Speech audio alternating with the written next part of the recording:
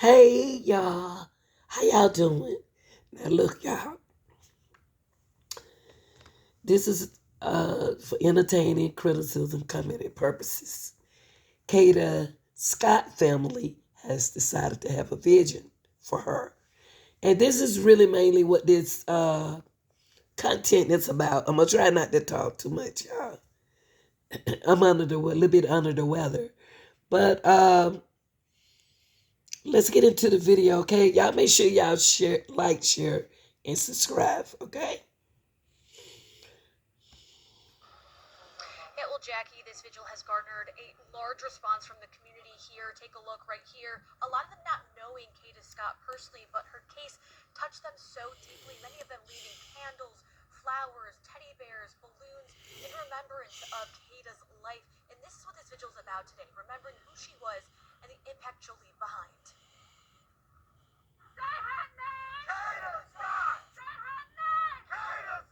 Kada Scott's disappearance bringing the community together in the name of justice. It's just so much pain. And, she didn't deserve that.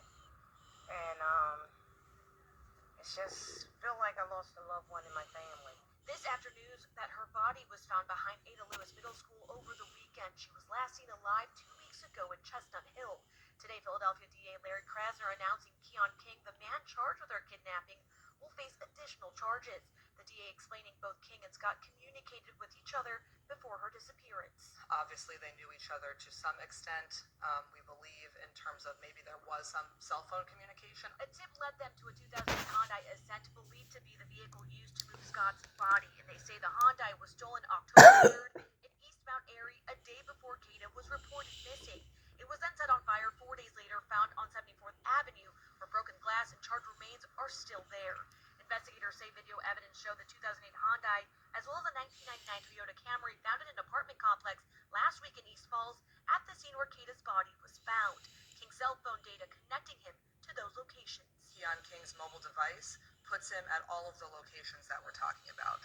It's on scene when the Hyundai Accent is there at the recreation center. It is on scene when the vehicle is burned. Scott's family sharing a letter to the public read by the Wow. DA's office of their pain and their gratitude for everyone involved in finding Kada. Please continue to keep us in prayer as we navigate this unimaginable loss. Our hearts are broken beyond measure. We are profoundly thankful to every person who shared Kada's story, joined the search efforts, prayed with us, and stood by our family during this devastating time. Now these supporters are hoping justice is served soon for Kada. DA Krasner saying he's confident murder charges will be coming soon. Another person could also face charges here at Ada. Y'all, as you heard, that Keon King will be facing new charges. Now, my thing is, I wonder why did he burn that car? What evidence is inside of that car? Because somebody trying to hide their DNA. I don't believe he did this by himself. I really don't. I don't believe he did this by himself. Do you all? If you do, put it down in the chat. I think somebody help him. Check this out, y'all. Because Keon is now facing new charges following her death. Jackie, Fred, a whole lot of activity, a whole lot of new developments today. So, of course, we're going to get right to it. We are standing outside of the old Ada Lewis Middle School in East Germantown.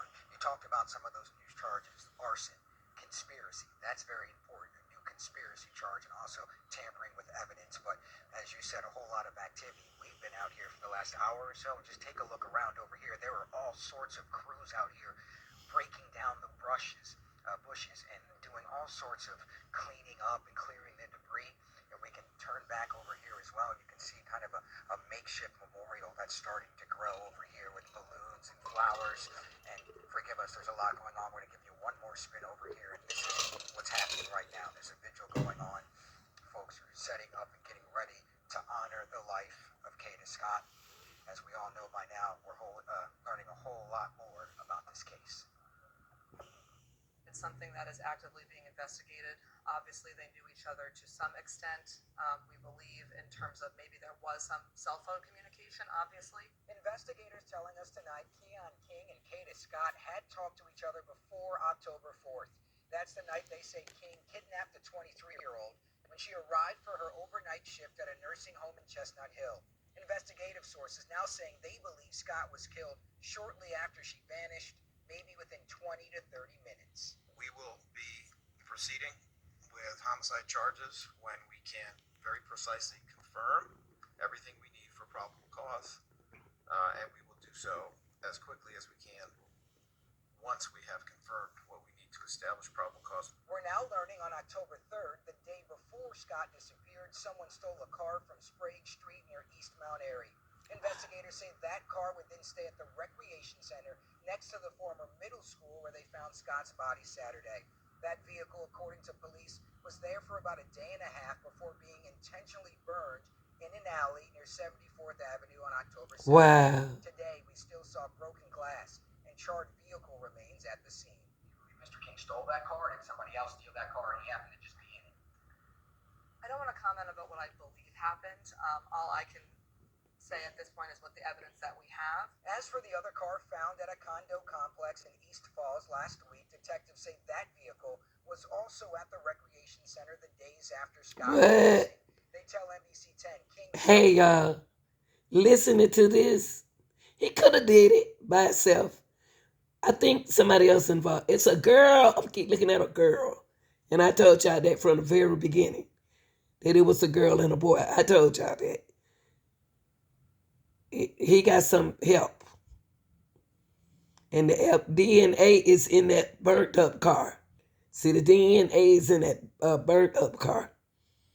So they tried to get rid of their DNA out the stolen car. Phone puts him near the area of the stolen car that day at the recreation center when it was there for nearly 2 days and other critical times, including the car arson. At this point, we do have reason to believe that other people may have been involved after the fact, but in terms of who those people are and the level of their involvement, I'm not going to comment at this time. Today, the Scott family released a statement through the DA's office saying, in part, our hearts are broken beyond measure. Going on to add, Kada was deeply loved.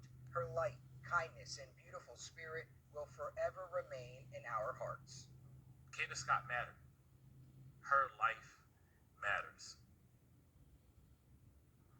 Her life certainly mattered, and you can see by the outpouring of support that's here right now. The memorial is growing, scheduled to start at about right now in the next couple minutes, but we've seen a lot of tears, of course, a lot of hugs. You mentioned it earlier, but they have not released how Kada Scott was killed. Investigators saying basically they're waiting for the medical examiner to wrap up their investigation before they release that information. We're also told that the DA's office did meet with Kada's family yesterday to give them an update on this case face to face. But once again, you can feel the emotion here. You can feel the support here as well, as this case, as we all know by now, has gripped the community. An unprecedented amount of support with tips and evidence and video that's helping police get to this ending right now. For now, we're live in